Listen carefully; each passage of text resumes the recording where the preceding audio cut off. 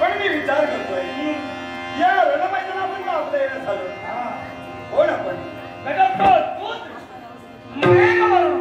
मेघवर्ण आपल्या समोर आहे. खरंच समाधान वाटलं.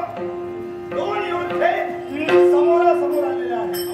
पण यावेळी आपण इथपर्यंत आला याचं प्रयोजन एकच पांडवांचा याज्ञी भस्म तो सामगाला मारतो.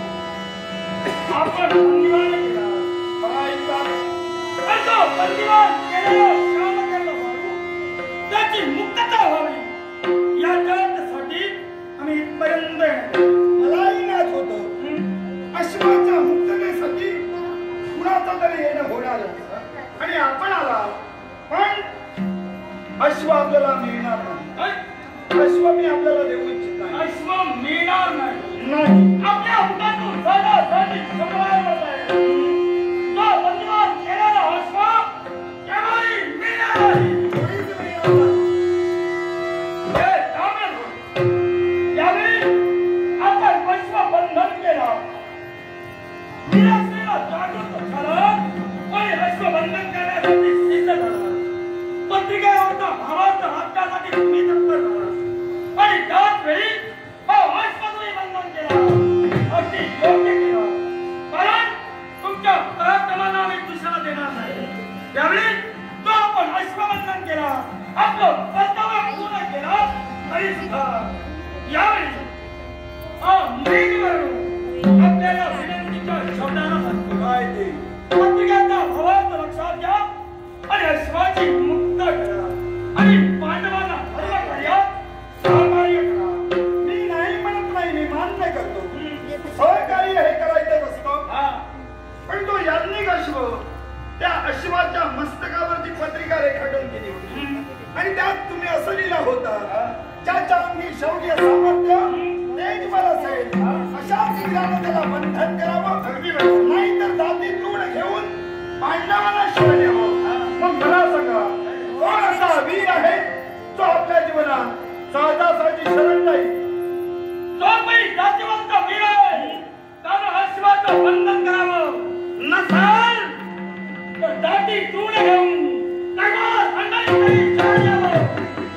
हा पत्रिकेचा भावार्थ होता आणि म्हणूनच जातीवंत वीर योद्धा तुम्ही आहात आणि त्या काळानं त्या अश्वाला बंधन तुम्ही केलं. होय अगदी योग्य केलं.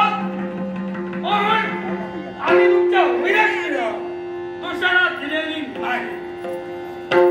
यावेळी तुम्ही वीर होऊन ज्यावेळी अश्व बंधन केलं आता आमचं कर्तव्य त्या अश्वाची मुक्तता करणं हे आमचं कर्तव्य. त्यानुसार अश्वाची मुक्तता करण्यासाठी आम्ही इथपर्यंत आलो. मग अश्वात जर तुम्हाला हवा असेल तर एक काम करा. अश्वाच्या मस्तकावरची पत्रिका रेखाटला. त्या पत्रिकेचा लिहिला तो भावार्थ बदला. मग तुमचा अश्व तुम्हाला सुपूर्द केला. आपल्या हातातून साधी शब्दवार पडले. जय पत्रिका रेखाटली गेली त्या पत्रिकेला भावार्थ बदला.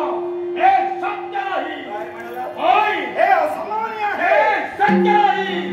कारण ते भगवान कृष्णाच्या आज्ञेनुसार ती पत्रिका रेखाटली गेली. ती पत्रिका केव्हाही खोडता येणार नाही. मग तुमच्या शब्दाला खोडलं जाणार नाही. तर जेवढा हा ताम्रध्वज स्थित प्रज्ञा आहे तेवढा सुद्धा शीघ्र उभी आहे. आपल्याला समजावण्याच्या पाणीने मी सांगितलं आणि समजा तुम्ही माझ्याशी तेढ करण्यासाठी उभे राहिले तर ताम्रध्वज आपल्या पराक्रमाच्या जोरावर विजयाची विजयशी प्राप्त करणार आहे. हे ताम्रध्वज यावेळी पत्रिकेचा भावार्थ बदलण्यात जाणार नाही. कारण देवाची आज्ञा आहे आणि देवाच्या आज्ञेनुसार ही पत्रिका रेखाटली गेली.